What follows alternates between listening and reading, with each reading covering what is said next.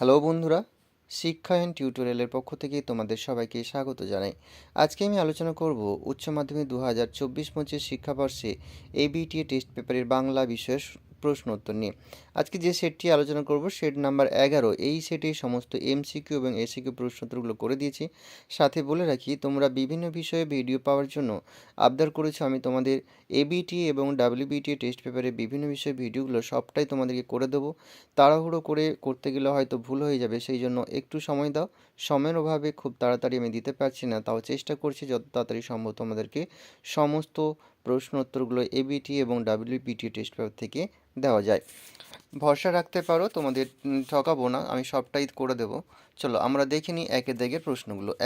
একের প্রশ্ন, ফুটপাথে হাঁটা তার বেশি প্রয়োজন হয় না, কার প্রয়োজন হয় না? উত্তর হবে মৃত্যুঞ্জয়ের। পরের প্রশ্ন, নিখিল কয় সন্তানের পিতা? উত্তর হবে 2। পরের প্রশ্ন, কনক পানি চালের ভাত খায়? উত্তর হবে বড়বাবু। পরের প্রশ্ন, দেবতার গতিক ভালো নয় কো, বক্তা হলো চন্নুনের মা। পরের প্রশ্ন, সভ্যতার ছোট উনুনটা কি? উত্তর হবে বাজার। পরের প্রশ্ন, রক্তের অক্ষরে দেখিলাম? উত্তর হবে আপনার রূপ। পরের প্রশ্ন, একটা অদ্ভুত শব্দ, শব্দটা হলো বন্দুকের গুলির। পরের প্রশ্ন, মহুয়ার দেশের মানুষের চোখ?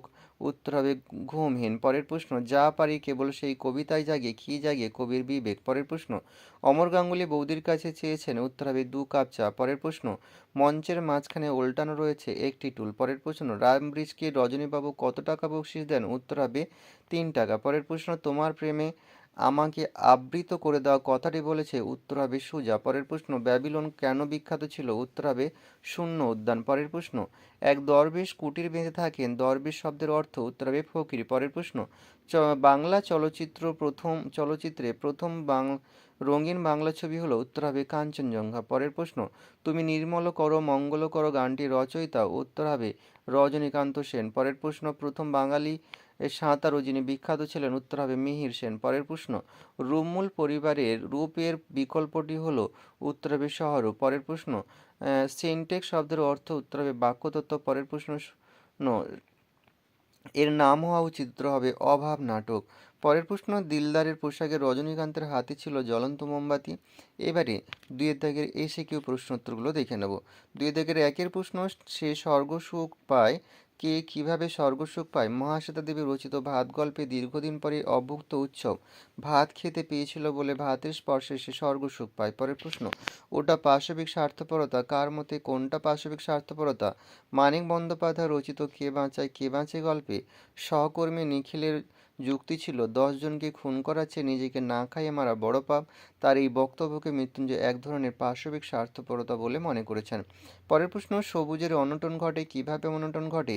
কবি শক্তি চট্টোপাধ্যায়ের আমি দেখি কবিতায় শহরের অসুখের কারণ, অর্থাৎ কংক্রিটের জঙ্গল নির্মাণ তথা নগরায়নের জন্য শহরে নির্বিচারে বৃক্ষছেদন হয় বলে সেখানে সবুজের অনটন ঘটে। পরের প্রশ্ন, শিশির ভেজা সবুজ সকালে কবি কি দেখেন? উত্তর হবে কবি সমর সেন রচিত মহুয়ার দেশ কবিতায় শিশির ভেজা সবুজ সকালে কবি কয়লা খনির অবসন্ন শ্রমিকদের শরীরে ধুলোর কলঙ্ক দেখেন। পরের প্রশ্ন, আমি তা পারি না কবি কি পারেন না? উত্তর হবে মৃদুল দাশগুপ্তের কন্দনলতা জন্মের পাশে কবিতায় কবি বলেছেন নিখোঁজ ছিন্ন ভিন্ন মেয়েটিকে জঙ্গলে পেয়ে কবি বিধির বিচার চেয়ে আকাশের দিকে তাকিয়ে থাকতে পারেন না। পরের প্রশ্ন, এই জগৎ স্বপ্ন নয়, কবির কখন এই উপলব্ধি হলো?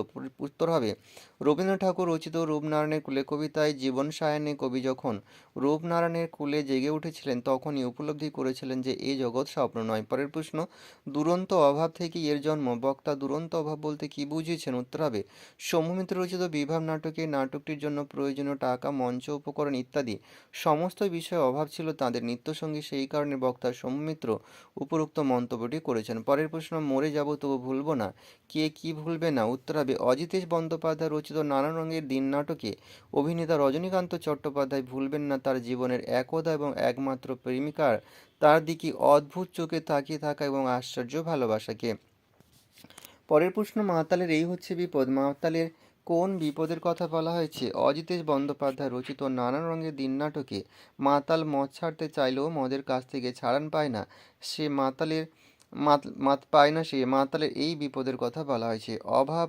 বিভাব নাটকের অমর গাঙ্গুলি কোন নাট্যদলের সঙ্গে যুক্ত ছিলেন? উত্তর হবে বহুরূপী। পরের প্রশ্ন, চীনের প্রাচীর যখন শেষ হলো তখন কি হয়েছিল?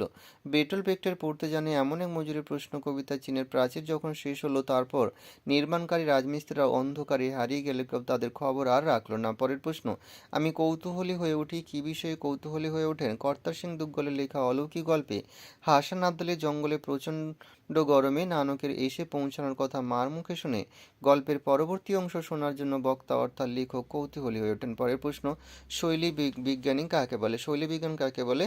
ভাষা বিজ্ঞানের যে শাখায় ভাষার বিবিধ উপকরণ, ধ্বনি, শব্দ, বাক্য ইত্যাদি প্রয়োগ বিন্যাসের নীতি নির্দেশ আলোচিত হয় তাকে শৈলী বিজ্ঞান বলা হয়। পরের প্রশ্ন, গুচ্ছধ্বনি কাকে বলে? শব্দের মধ্যে স্বরধ্বনিবিহীন একাধিক ব্যঞ্জন যদি একাধিক দলের মধ্যে অবস্থান করে তখন সেই যুক্ত ব্যঞ্জনকে গুচ্ছধ্বনি বলা হয়। পরের প্রশ্ন, নব্য শব্দ প্রয়োগ আসলে কি? দৈনন্দিন ভাষা ব্যবহারের তালিকায় নতুন নতুন শব্দ ঢোকার প্রক্রিয়াকে বলে নব্য শব্দ প্রয়োগ, যেমন ফেসবুক, সেলফি প্রভৃতি।